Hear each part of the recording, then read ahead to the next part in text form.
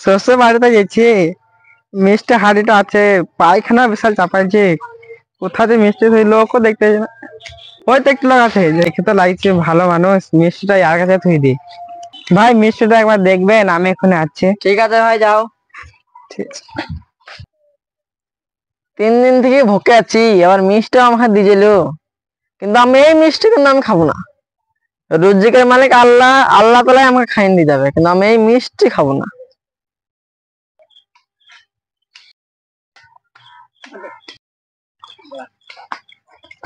বেলা মিষ্টি খা।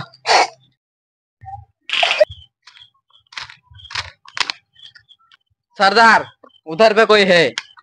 इस जंगल में तो हम लोग का राज चलता है। पता नहीं कौन वहां पर बैठा है। আমার মনে হয় সিআইডি অফিসার। এই চল তো সবাই মিলে, একজন আছে তো? हाँ हाँ। ও একজন আর আমরা অনেক কয়জন, তো ও হয়তো জানে না যে আমাদের পাওয়ার কতটা, আমাদের এই জঙ্গলে রাজ করি।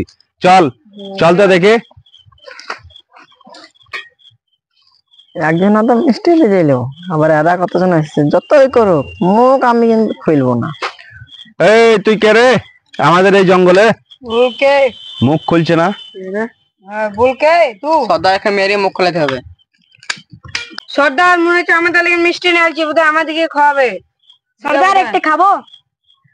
না না না সর্দার একটা খাবো? না, ওঠ।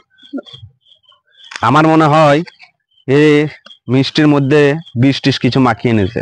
ও দেখছে যে এই জঙ্গলে অনেক অনেক মস্তান থাকে, তো ভাবছে যে একা আমি তো কিছু করতে পারবো না, সেই জন্য মিষ্টি এনেছে। নিশ্চয়ই মিষ্টির মধ্যে কিছু বিষ টিস মাখানো আছে, যাতে আমরা খেয়ে নেবো আর আমরা মরে যাবো। কিন্তু আমরা ওর থেকে বেশি চালাক, ও জানে না। মুখ খোলা। ও আগে এই একটা ভর্ত ওর মুখে। যতই খাও এই মুখ খোলা ওর, এই মিষ্টি ভর্ত ওর মুখে। মিষ্টি ভর্ছিলাম।